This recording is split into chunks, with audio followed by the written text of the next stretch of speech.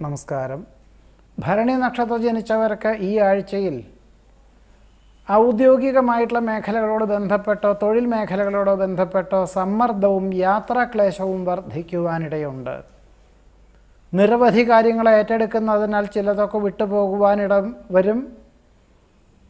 സൽകീർത്തിയും സജ്ജനപ്രീതിയും എല്ലാ കാര്യങ്ങളിലും വന്നു ചേരുമെങ്കിലും അനാവശ്യമായ അഹംഭാവം അബദ്ധങ്ങൾക്ക് വഴിയൊരുക്കുവാനിടയുണ്ട്. നിയന്ത്രണങ്ങൾക്ക് വിധേയനായിട്ട് പുതിയ കർമ്മ പദ്ധതികൾ ഏറ്റെടുക്കേണ്ടതായ സാഹചര്യം ഉണ്ടായിത്തീരും.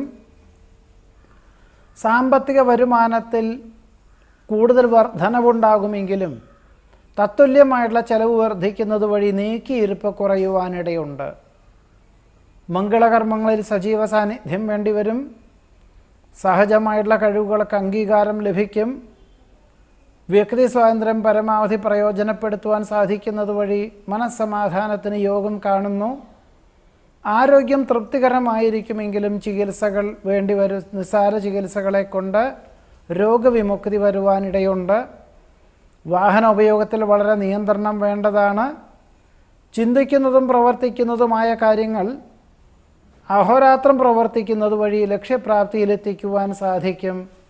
ഭയഭക്തി ബഹുമാനത്തോടുകൂടി ചെയ്യുന്ന കാര്യങ്ങളെല്ലാം ലക്ഷ്യപ്രാപ്തി നേടും.